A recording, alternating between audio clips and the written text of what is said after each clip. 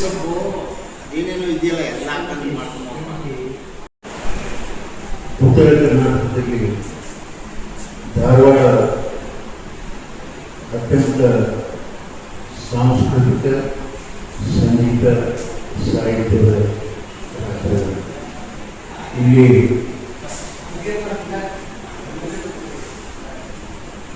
ಜ್ಞಾನಪೀಠ ಪ್ರಶಸ್ತಿ ಪಡೆದಂಥ ಬಹಳಷ್ಟು ಜನ ಹಾಗೂ ಸಂಗೀತ ದಿಗ್ಗಜರು ಮಲ್ಲಿಕಾರ್ಜುನ ಮನ್ಸೂರ್ ಬಸವರಾಜ ಹಾಗೂ ಇವರು ಹುಡುಗಿಯರು ಹಲವಾರು ಜನ ತಮ್ಮದೇ ಆದ ಬಗೆಗಿನ ಈ ರಾಜ್ಯಕ್ಕೆ ರಾಷ್ಟ್ರಕ್ಕೆ ಕೊಟ್ಟಿದ್ದಾರೆ.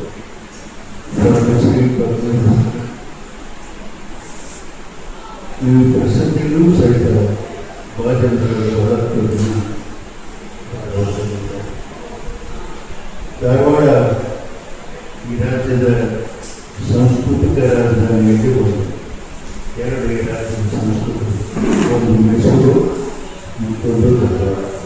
ಮೈಸೂರಿನಲ್ಲಿ ರಾಜಾಶ್ರಯ ಇದ್ದರೆ ಧಾರವಾಡದಲ್ಲಿ ಜನರೇ ಆಸೆ. ಧಾರವಾಡದ ಕರ್ನಾಟಕ ವಿದ್ಯಾವರ್ಧಕ ಸಂಘ ಇಡೀ ರಾಷ್ಟ್ರದ ಸ್ವಾತಂತ್ರ್ಯ ಹೋರಾಟ, ಕರ್ನಾಟಕ ಏಕೀಕರಣ, ಕನ್ನಡ ಚಳವಳಿ, ಗೋಕಾಕ್ ಚಳವಳಿಯಲ್ಲಿ ಮಹತ್ತರವಾದ ಮಾರ್ಗದರ್ಶನ ಮಾಡಿ ಮುಂಚೂಣಿಯಲ್ಲಿ ನಿಂತು ಕೆಲಸ ಮಾಡಿ ಇಂದಿನ ಅವಶ್ಯಕತೆ ಅವತ್ತು ಸನ್ಮಾನ್ಯ ಕಮಲಿ ಸಿದ್ದಪ್ಪನವರು ದಪ್ಪಕನ್ನು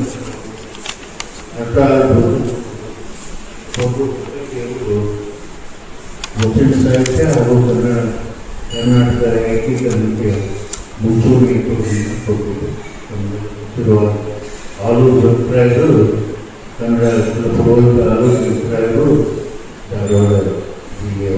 ಧಾರವಾಡದಲ್ಲಿ ಹೆಚ್ಚು ಕಾಲ ಇರ್ತವೆ. ಈ ಎಲ್ಲವನ್ನ ಪರಿಗಣಿಸಿ ಅಂದು ಸರ್ ಕಮಲಿ ಸಿದ್ದಪ್ಪನವರು, ಅಕ್ಕ ಅಬ್ಬರಗೌಡರು, ಬೌಗೌಡರು, ಕಟ್ಟಿಯವರು, ದಪ್ಪ ಕರ್ನಾಟಕ ಜಗನ್ನಾಥ್ ಇವರೆಲ್ಲ ಸೇರಿ ಹುಬ್ಬಳ್ಳಿ ಧಾರವಾಡಕ್ಕೆ ತನ್ನದೇ ಆದ ಕೊಟ್ಟು ಧಾರವಾಡ ಸಾಹಿತ್ಯ, ಸಂಸ್ಕೃತಿ, ಸಂಗೀತದ ರಾಜಧಾನಿ. ಅಲ್ಲಿ 3 ವಿಶ್ವವಿದ್ಯಾಲಯಗಳಿದ್ದು ಮೊದಲು ಸಹಿತ ಜನರೇ ಹೇಳುವ ಹಾಗೆ ಒಂದು ಕಲ್ಲು ಮ್ಯಾಲೆ ಕೂತಿದ್ರೆ ಅದು ಒಬ್ಬ ಸಾಹಿತ್ಯ ಸಿದ್ಧವಾದಂಥ ಇವತ್ತಿನ ಅವಶ್ಯಕತೆ. ಹುಬ್ಬಳ್ಳಿ ಧಾರವಾಡ ಈಗಾಗಲೇ ಬಹಳಷ್ಟು ಬೆಳೆದಿದೆ. ಧಾರವಾಡ ಸಂಗೀತ, ಸಾಹಿತ್ಯ, ಸಂಸ್ಕೃತಿ ರಾಜಧಾನಿ. ಹುಬ್ಬಳ್ಳಿ ವ್ಯಾಪಾರ ಛೋಟಾ ಮುಂಬೈ ಅಂತಾನೆ ಕರೆಸ್ಕೊಂಡು ಇವಕ್ಕೆ ಎರಡಕ್ಕೂ ಪ್ರತ್ಯೇಕವಾದ ಶಕ್ತಿ ಸಾಮರ್ಥ್ಯ ಇದೆ. ಒಂದು ಮಹಾನಗರ ಪಾಲಿಕೆ ಆಗಬೇಕಾದರೆ 3 ಲಕ್ಷ ಜನಸಂಖ್ಯೆ. ಇವತ್ತು ಕೇವಲ ಧಾರವಾಡದ ಶಕ್ತಿದ 3,65,000 ಜನಸಂಖ್ಯೆ.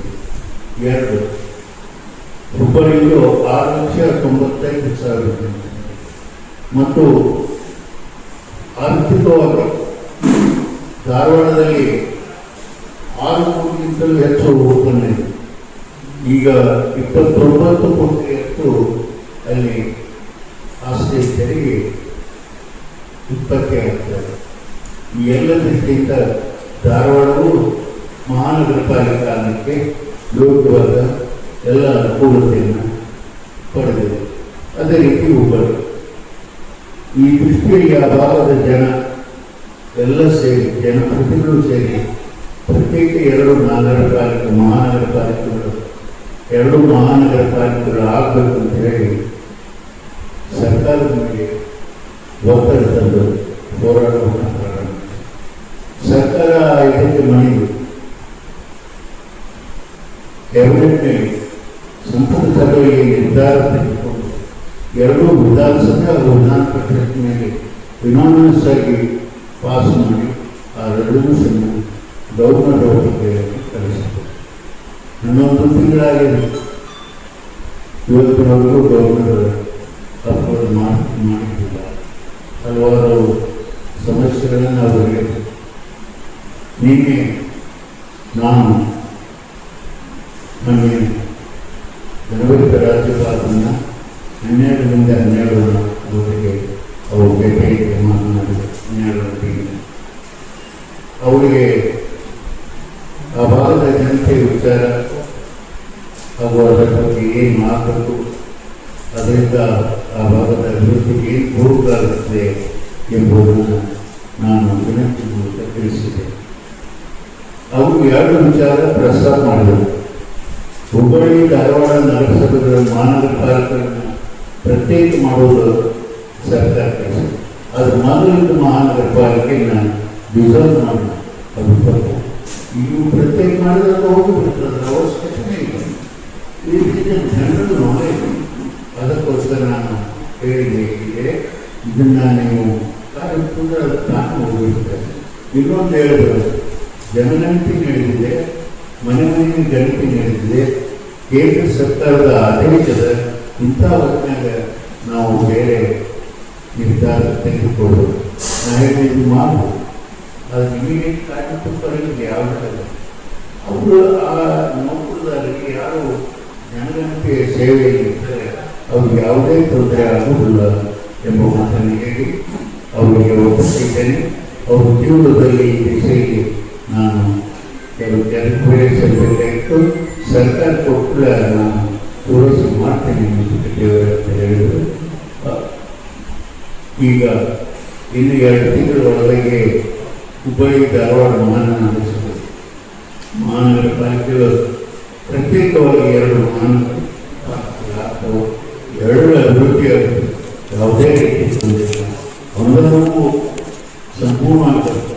ಆ ದೃಷ್ಟಿಯಿಂದ 2 ನಗರಗಳಿಗೆ ಒಳ್ಳೆಯದಾಗಬೇಕು, ನಗರದ ಜನತೆಗೆ ಒಳ್ಳೆಯದಾಗಬೇಕು ಮೂಲ ಉದ್ದೇಶದಲ್ಲಿ ನಾವು ಗೌರವ ತಿಳಿದು ಗೌರವದಿಂದ ಪೂರ್ವಕವಾಗಿ ಒಪ್ಪಿಗೆ ಕೊಟ್ಟಿದ್ದಾರೆ ಎಂಬುದನ್ನು ತಮ್ಮ ಮೂಲಕ ಕರ್ನಾಟಕದ ಜನತೆಗೆ, ಅದರಲ್ಲೂ ಹುಬ್ಬಳ್ಳಿ ಧಾರವಾಡ ಮಹಾಜನತೆಗೆ ಹೋರಾಟಗಾರರಿಗೆ ತಿಳಿಸಲು ಇಚ್ಛೆಪಟ್ಟಿದ್ದೇನೆ.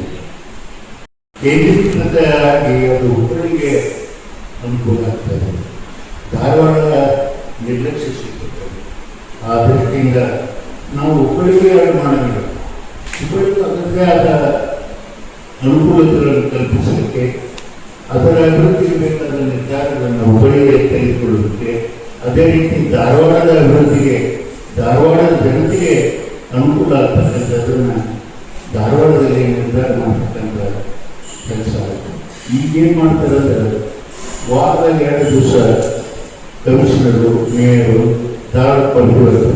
ಅದರ ಒತ್ತಡಗಳ ಮೂಲಕ ಏನೇನೋ ಕಾರ್ಯಕ್ರಮಗಳ ಮೂಲಕ ಅವು ಇಂಪ್ಲಿಮೆಂಟ್ ಆಗುತ್ತದೆ. ಇದರಿಂದ ಧಾರವಾಡದ ಜನತೆಗೆ ಬಹಳಷ್ಟು ಅನಾನುಕೂಲ ಆಗಿದೆ ಎಂಬುದನ್ನು ನಾನು ಹೇಳಲು ಇಷ್ಟಪಟ್ಟಿದ್ದೇನೆ. ಸರ್, ಈಗ ಎಲ್ಲ ಜನ ಸೇರಿ ಧಾರವಾಡ ಪ್ರತ್ಯೇಕ ಮಹಾನಗರ ಪಾಲಿಕೆ, ಹುಬ್ಬಳ್ಳಿ ಪ್ರತ್ಯೇಕ ಮಹಾನಗರ ಪಾಲಿಕೆ ಎಂಬ ವಿಚಾರವಾಗಿ ಸರ್ಕಾರದ ಹೋರಾಟ ಮಾಡ್ತಾರೆ. ಹೀಗೆ 2ನೇ ಹಂತದ ಹೋರಾಟ. ಮೊದಲನೇ ಹಂತದ ಹೋರಾಟದಲ್ಲಿ ಹುಬ್ಬಳ್ಳಿ ಧಾರವಾಡ ಮಹಾನಗರ ಪಾಲಿಕೆ ಅವರು ಯುನಾನಿಮಸ್ ರೆಸಲ್ಯೂಷನ್ ಮಾಡಿ 2 ಮಾಡಲಿಕ್ಕೆ ಕಳಿಸಿಕೊಟ್ಟಾರೆ. ಅದರ ಮೇಲೆ ಕರ್ನಾಟಕ ಸರ್ಕಾರವೂ ಸಹಿತ ಸಂಪುಟ ಸಭೆಯಲ್ಲಿ ಈ ಯುನಾನಿಮಸ್ ನಿರ್ಧಾರ ತೆಗೆದುಕೊಂಡು ವಿಧಾನ ಪರಿಷತ್ತಿನಲ್ಲಿಯೂ ಸಹಿತ ಇದನ್ನು ಯುನಾನಿಮಸ್ ಪಾಸ್ ಮಾಡಿ ಪಕ್ಷಾತೀತವಾಗಿ ಕಳಿಸಿಕೊಟ್ಟಿದ್ದಾರೆ. ಅದು ಬೇಗ ಅಪೂರ್ವವಾಗಿತ್ತು. ಗವರ್ನರ್ ದಯವಿಟ್ಟು ನಾವು ಮಾನ್ಯ ಗಣಮಂತ ರಾಜ್ಯಪಾಲರಿಗೆ ವಿನಂತಿಸಿಕೊಂಡಿದ್ದು ಮಾತ್ರ. ಸರ್, ಈಗ ಸರ್ಕಾರ ಚೀಫ್ ಮಿನಿಸ್ಟರ್ಗೆ ತಾವು ಯಾಕೆ ಮುಖ್ಯಮಂತ್ರಿಗಳ ಗಮನಕ್ಕೆ ಅಸೆಂಬ್ಲಿಲಿ ಕೌನ್ಸಿಲಲ್ಲಿ 2 ಕಡೆ ಆಗಿದೆ ಅಂತ ಹೇಳ್ತೀರಾ, ಗವರ್ನರು ಆಶ್ವಾಸನೆ ಅಂತೀರಾ, ಮತ್ತೆ ಯಾಕೆ ಡಿಲೇ ಮಾಡ್ತಾ ಇದ್ದಾರೆ? ಈ ವಿಚಾರವಾಗಿ ಮುಖ್ಯಮಂತ್ರಿನ ಯಾಕೆ ಭೇಟಿ ಮಾಡಿಲ್ಲ ತಾವು?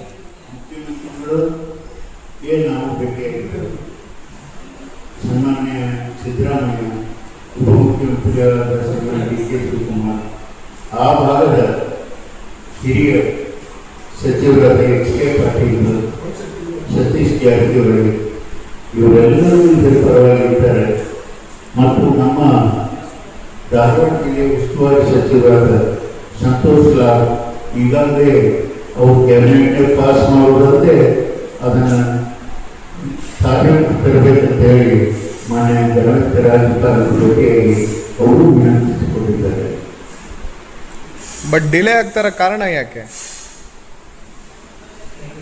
ಕೆಲವೊಂದು ಜನ ನಾನು ಯಾರನ್ನೂ ತೆಗೆದಕ್ಕೆ ಆಗಲಿ ಅಥವಾ ದೋಷಿಸಲಿಕ್ಕಾಗಲಿ ತಪ್ಪು ಕಲ್ಪನೆಯಿಂದ ಧಾರವಾಡ ಬೇರೆ ಮಕ್ಕಳಿಗೆ ಇದು ಕಮ್ಮಿ ಆಗುತ್ತೆ ಅಧಿಕಾರ ಹಣ ಅಂತ ತಿಳಿದರೆ ಅದು ಆಗುವುದಿಲ್ಲ. ಎರಡೂ ಮಹಾನಗರ ಪಾಲಿಕೆ ಆಗೋದ್ರಿಂದ ಎರಡಕ್ಕೂ ಪ್ರತ್ಯೇಕವಾಗಿ ಅನುದಾನ ಬರುತ್ತೆ, ಇನ್ನೂ ಹೆಚ್ಚು ಅನುದಾನ ಬರುತ್ತೆ.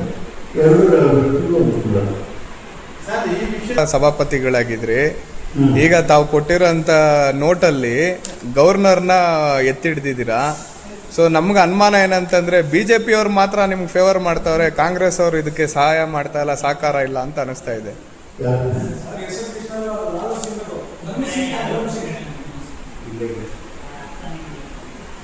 ಕೆಲವು ವಿಚಾರಗಳಲ್ಲಿ ಮೈಕ್ ಮೈಕ್ ಆದರೆ ನಾವು ನಮ್ಮ ವೈಯಕ್ತಿಕ ವಿಚಾರಗಳಿಗಿಂತ ಹೆಚ್ಚು ಜನರ ಕಲ್ಯಾಣದ ವಿಚಾರಕ್ಕೆ ಮಹತ್ವ ಕೊಡಬೇಕು ಅನ್ನೋದು ನನ್ನ ಅಭಿಪ್ರಾಯ.